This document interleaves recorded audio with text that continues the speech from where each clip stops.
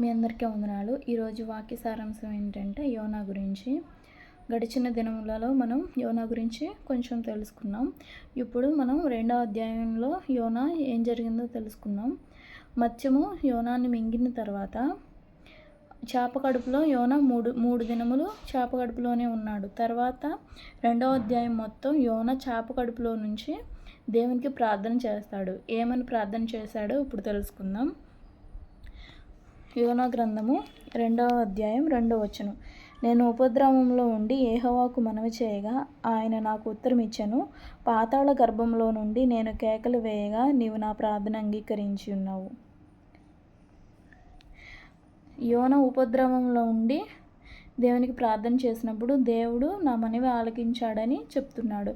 అలాగే పాతాళ గర్భంలో ఆకాశమునికి వెళ్ళినా, మనం భూమి కిందకి వెళ్ళినా, పాతాళంకి వెళ్ళినా, ఎక్కడికి ఎక్కినాను దేవుడు, ఎక్కడ ప్రార్థన చేసినాను దేవుడు మనవి ఆలకిస్తాడు. ఇక్కడ మనకేం చెప్పబడుతుంది?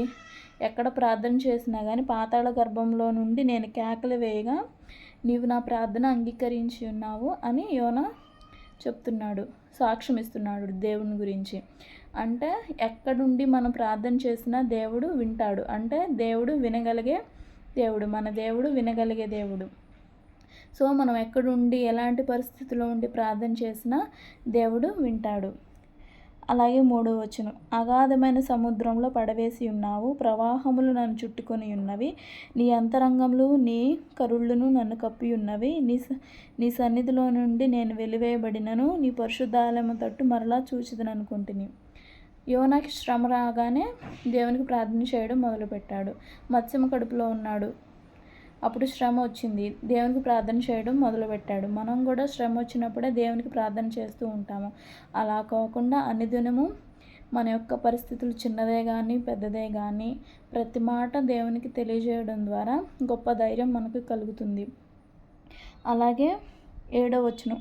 కోపంలో నుండి నా ప్రాణము నాలో మూర్ఛిల్లగా నేను యెహోవాను జ్ఞాపకం చేసుకుంటుని. శ్రమ వచ్చినప్పుడు యోనా దేవుణ్ణి జ్ఞాపకం చేసుకున్నాడు అనమాట. మనం అట్లా కాకుండా దేవుని యందు భయభక్తులు కలిగి ప్రతి విషయం దేవునికి అప్పచెప్పినప్పుడు దేవుడు మన కార్యాలని సఫలం చేస్తాడు.